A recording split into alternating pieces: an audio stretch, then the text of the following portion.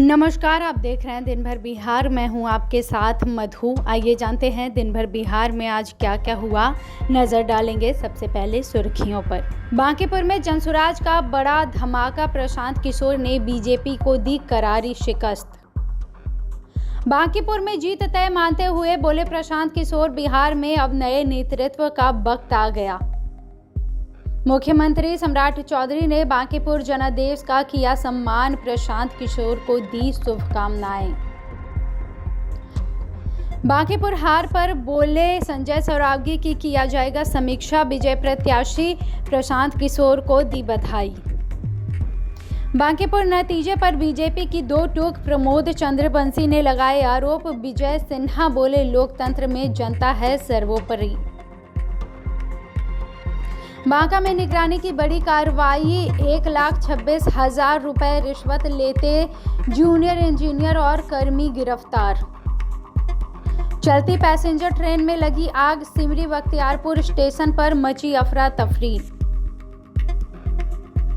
सावन की पहली सोमवारी पर शिव में हुआ बिहार, बाबा मंदिरों में उमड़ा आस्था का जन सैलाब। नालंदा में देर रात बड़ी वारदात, पिस्टल के बल पर परिवार को बंधक बनाकर करोड़ों की नकदी और जेवरात लूटे।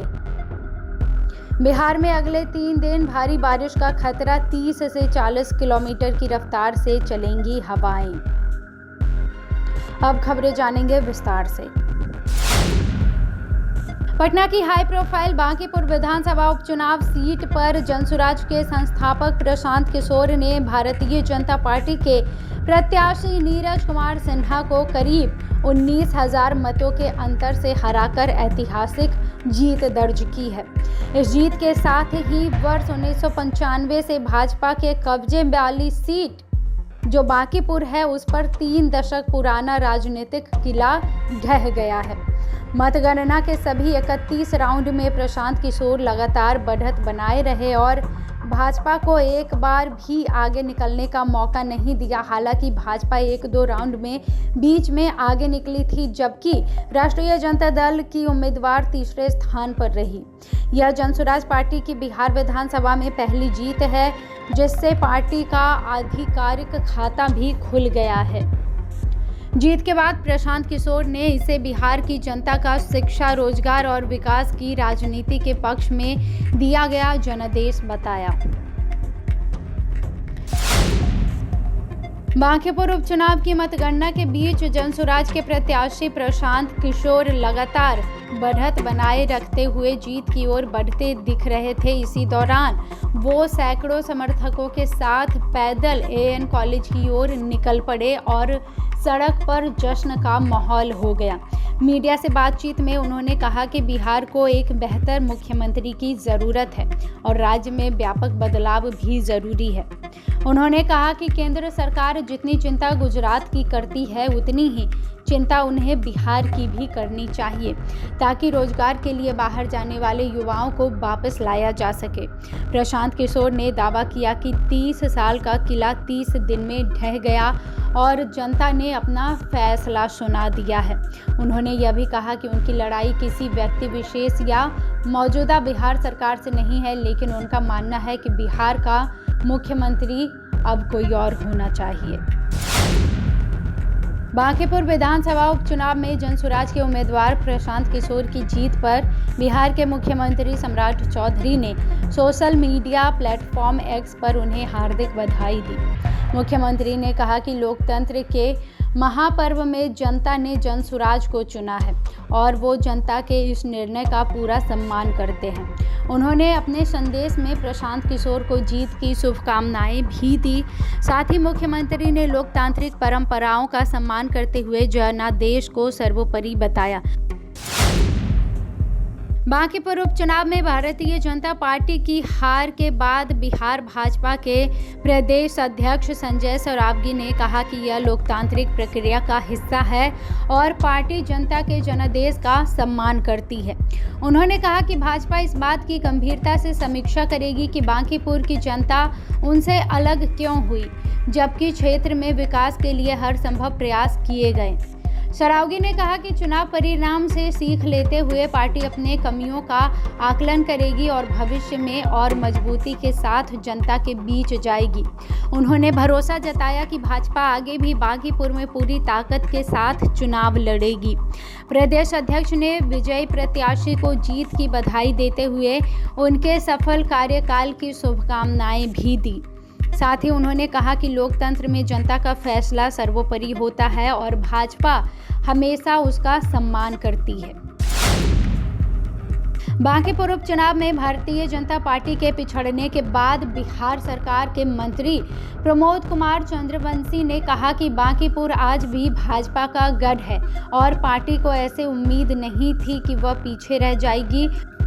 उन्होंने दावा किया कि राष्ट्रीय जनता दल और जन स्वराज के बीच अंदरूनी तालमेल का असर चुनाव परिणाम पर पड़ा है तथा भाजपा आगे भी पूरी मजबूती से यहां चुनाव लड़ेगी। वहीं मंत्री विजय कुमार सिन्हा ने कहा कि भाजपा हमेशा लोकतंत्र और जनता के जनादेश का सम्मान करती है तथा विपक्ष की तरह हार का ठीकरा चुनाव आयोग या ईवीएम पर नहीं फोड़ती। उन्होंने कहा कि पार्टी चुनाव परिणाम की गंभीरता से समीक्षा करेगी कि आखिर कहां चूक हुई है। साथ ही उन्होंने विश्वास जताया कि भाजपा भविष्य में फिर से मजबूती के साथ यहां चुनाव लड़ेगी और वापस भी आएगी।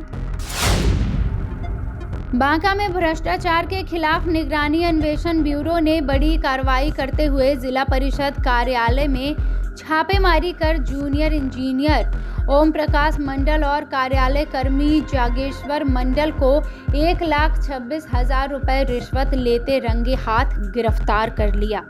कार्रवाई संवेदक अवध बिहारी की शिकायत के बाद की गई, जिसमें जिला परिषद अध्यक्ष समेत कई लोगों पर घूस मांगने का आरोप लगाया गया था। निगरानी विभाग ने गोपनीय सत्यापन में शिकायत सही पाने जाने के बाद जाल बिछाकर दोनों आरोपियों को दबोच लिया। छापेमारी के दौरान जिला परिषद अध्यक्ष राजेंद्र यादव से भी पूछताछ की गई। गिरफ्तारी के बाद जिला परिषद कार्यालय में हड़कंप मच गया।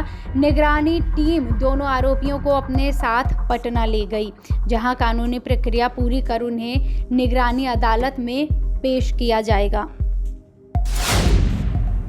सहरसा जिले के सिमरी बख्तियारपुर रेलवे स्टेशन पर सोमवार को अहले सुबह समस्तीपुर सहरसा पैसेंजर ट्रेन संख्या 63344 के इंजन और एक बोगी में अचानक आग लगने से स्टेशन परिसर में अफरा तफरी मच गई। सुबह करीब 3 बजे ट्रेन के स्टेशन पहुंचते ही इंजन में धुआं उठने लगा और देखते ही देखते आग की लपटें एक बोगी तक फैल गई, जिसमें यात्रियों को भगदड़ जैसी स्थिति बन गई। यात्री अपनी जान बचाने के लिए ट्रेन से तेजी से नीचे उतरे।